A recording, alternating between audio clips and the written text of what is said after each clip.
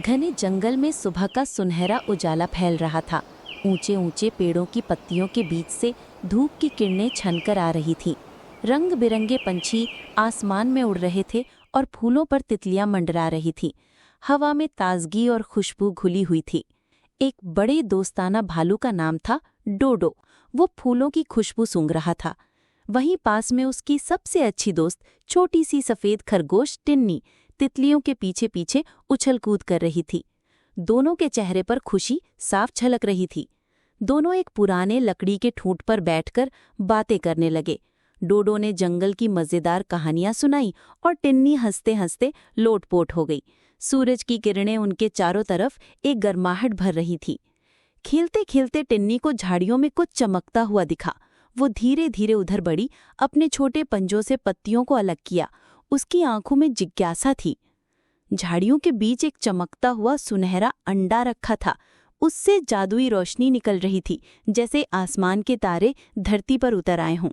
टिन्नी ने हैरानी से उसे देखा। टिन्नी ने अंडा उठा लिया और उत्साह में दौड़ने लगी।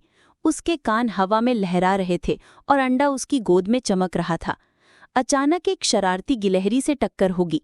टिन्नी का संतुलन बिगड़ा और अंडा लुढ़कता हुआ नदी की तरफ जाने लगा। अंडा छपाक की आवाज के साथ नदी में गिर गया। पानी में गिरते ही उसके चारों तरफ सुनहरी रोशनी फैल गई, जैसे नदी खुद चमकने लगी हो। डोडो और टिन्नी नदी किनारे खड़े थे। उनकी आंखों में डर और चिंता थी। वो जानते थे कि अंडा बहुत खास है और उसे वापस लाना जरूरी है। जंगल के बुजुर्ग एक समझदार कछुआ और रंग बिरंगा तोता ने उन्हें चेताया, ये अंडा जादुई है। अगर ये खो गया तो जंगल की खुशियां भी चली जाएंगी। डोडो ने मुट्ठी भींचकर कहा, हम इसे वापस लाएंगे। टिन्नी ने सिर हिलाकर हामी भरी। दोनों के दिल में हिम्मत भर गई थी। दोनों ने लकड़ियां और बेलें इकट्ठी की और नदी में उतरने के लिए एक छोटा सा बेड़ा बनाना शुरू किया।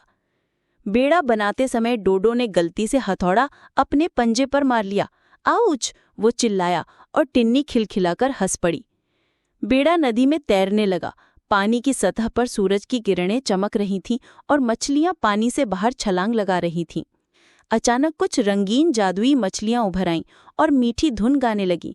उनकी आवाज में मानो नदी की कहानी छिपी हो। लेकिन सफर आसान नहीं था। काले बादल छा गए, हवा तेज हो गई और बारिश ने सब भिगो दिया। बेड़ा इधर उधर डगमगाने लगा। तभी एक विशाल दोस्ताना कछुआ पानी से निकला। उसने कहा, मुझे रास्ता पता है, मेरे पीछे आओ। नदी संकरी हो गई और चारों तरफ ऊंचे ऊंचे पत्थर थे। डोडो और टिन्नी सावधानी से बेड़ा चलाते हुए आगे बढ़े। बेड़ा अचानक झरने के किनारे पहुंच गया। डोडो ने छलांग लगाई और आखिरी पल में अंडे को पकड़ लिया। पानी चारों तरफ छिटक गया। जंगल में सभी जानवर जमा हुए। अंडे से एक जादुई फूल खिल गया और उसकी खुशबू से पूरा जंगल महक उठा। डोडो और टिन्नी हीरो बन गए।